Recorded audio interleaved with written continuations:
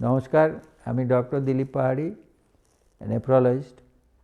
আজকে আমি অ্যানিমিয়া নিয়ে কথা বলবো। অ্যানিমিয়া বিভিন্ন কারণে হতে পারে।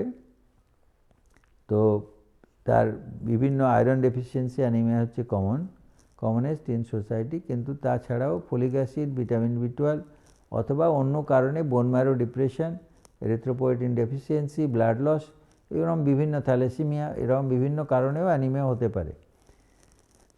আমরা যখন কিডনি প্র্যাকটিস করি, মানে যারা নেফ্রোলজিস্ট কিডনি রোগী দেখছি, যাদের ব্লাডে ইউরিয়া ক্রিয়েটিন হয়তো বেশি, তাদের অনেকেই অ্যানিমিয়া নিয়ে আসেন। এবারে আমরা অ্যানিমিয়াটা যে যখন দেখছি, কমন রিফ্লেক্স হচ্ছে যে আমি ঠিক আছে একটা আয়রন ক্যাপসুল লিখে দিলাম। সেটা কিন্তু কমন রিফ্লেক্স। এটার প্রবলেম কোথায় কোথায় আছে সেটা আমরা আজকে আলোচনা করব। সেটার উত্তর হচ্ছে যে যখন আমি অ্যানিমিয়া দেখছি, তার হিস্ট্রিটা ইজ ইম্পর্টেন্ট। কতদিন ধরে উনি অ্যানিমিয়া আছেন, মানে যদি অল্প দিন হয়ে থাকে তাহলে একরকম, যদি অনেক দিন ধরে অ্যানিমিয়া আছে তাহলে একরকম। আমাদের এই সোসাইটিতে, এই অঞ্চলে থ্যালাসেমিয়ার প্রবণতা এবং খুব বেশি, মানে প্রায় অনেক 5 to 10% অফ পপুলেশনে থ্যালাসেমিয়া ক্যারিয়ার আছে অন্তত। থ্যালাসেমিয়া পুরো ফুল থ্যালাসেমিয়া নাও থাকতে পারে, ক্যারিয়ার কিন্তু অনেক ইনসিডেন্স অনেক বেশি। ফলে আমাদের আগে প্রথমে থ্যালাসেমিয়াটা এক্সক্লুড করা দরকার। তার কারণ হচ্ছে থ্যালাসেমিয়া ক্যারিয়ার যদি হয়ে থাকে তাহলে আয়রন দেওয়া উচিত নয়। তাহলে প্রথম যে রিফ্লেক্সে আমরা যে আয়রন দিতে শুরু করেছি, সেই ইটসেলফ সেটাই ভুল। আমাদের উচিত হচ্ছে যে আগে থ্যালাসেমিয়া আছে কিনা দেখে নেওয়া। থ্যালাসেমিয়া যদি না থাকে, যদি থ্যালাসেমিয়া থাকে তাহলে অনলি ফলিক অ্যাসিড দিতে হবে, তারপরে বাকি যা ট্রিটমেন্ট করতে হবে। বাকি হচ্ছে আয়রন দেওয়া যাবে না, থ্যালাসেমিয়া হলে আয়রন দেওয়া যাবে না। এটা আমরা প্রথমে অনেকেই ভুল করছি, আমরাও করছি। কিন্তু এই ভুলটা অ্যাভয়েড করার মেন উপায় হচ্ছে যে আগে থ্যালাসেমিয়া আছে কিনা একটা হিমোগ্লোবিন ইলেকট্রোফোরেসিস করলেই ধরা পড়বে। এটা একটা ইম্পর্টেন্ট প্রবলেম।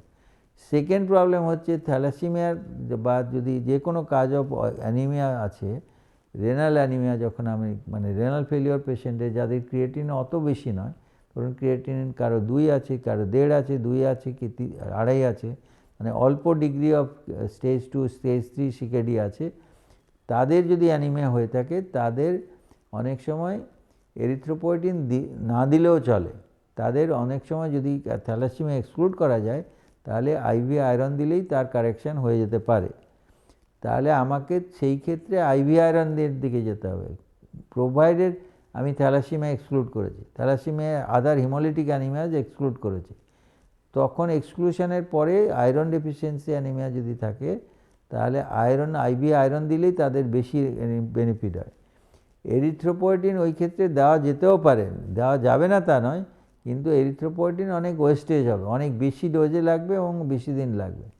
ফলে ওই আর্লি স্টেজ অফ সিকেডিতে, মানে হিমোগ্লোবিনোপ্যাথিজ অথবা ওইগুলো যদি আমরা এক্সক্লুড করি তাহলে IV iron is the best bet.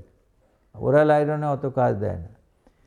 এর পরের স্টেজ হচ্ছে যখন আমরা পরের স্টেজে, মানে যারা ইঞ্জেকশন নিতে চাইছেন না, এখন একটা নতুন ড্রাগ এসছে আমাদের ইন্ডিয়াতে নতুন রিসার্চ মলিকুল এসছে, ডেসুডাস্টার। সেইটা এখন ওরালি নেওয়া যায়, সপ্তাহে 3 দিন করে নেওয়া যায়। সেইটা নিলে হিমোগ্লোবিন বাড়তে পারে।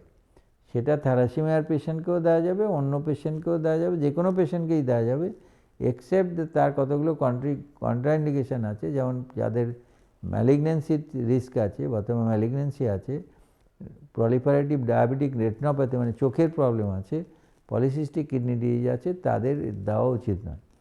তো এটা একটা অপশান আছে। সুতরাং আমাদের অ্যানিমিয়া কারেকশানের জন্য ক্রনিক, মানে যাদের কিডনি খারাপ আছে একটু, মানে অল্প বা সিভিয়ার ডিগ্রি, আমাদের হাতে 3-4টে মেজর মেডিসিন আছে। একটা আইভি আয়রন আছে, একটা এরিথ্রোপয়েটিন ইঞ্জেকশন আছে, আইদার শর্ট অ্যাক্টিং অথবা লং অ্যাক্টিং, আর হচ্ছে এই ডেসুডোস্টার আছে, আর ফলিক অ্যাসিড বি12 আছে সাপ্লিমেন্ট। এই 4টে মেডিসিন আমাদের হাতে আছে। সেটা ভেরিয়াস কম্বিনেশনে আমাদের অ্যানিমিয়া কারেকশন করতে হয়। অ্যানিমিয়া কারেকশন হচ্ছে ইম্পর্টেন্ট ফ্যাক্টর। তার কারণ হচ্ছে সিকেডি পেশেন্টের অ্যানিমিয়া থাকলে ওদের হার্ট ফেলিওরটাও বাড়তে থাকে। সুতরাং আমি অ্যানিমিয়া কারেকশন করলে অনেক সময় হার্টের রিজেকশন ফ্র্যাকশনও ইমপ্রুভ করে। তো এই সব দিকে দেখে আমাদের অ্যানিমিয়ার দিকে খেয়াল রাখতে হবে। এবং সেটা প্রথমেই যেটা আমাকে বললাম যে সব অ্যানিমিয়াতে প্রথমে রিফ্লেক্সলি ওরাল আয়রন দিলে হবে না, আমাকে অন্তত হিমোগ্লোবিনোপ্যাথিজ এক্সক্লুড করে দেখতে হবে। অ্যাটলিস্ট 10% অফ দি পপুলেশনে আমরা দেখছি যে থ্যালাসেমিয়া ক্যারিয়ার বা থ্যালাসেমিয়া প্রেজেন্ট আছে। নমস্কার।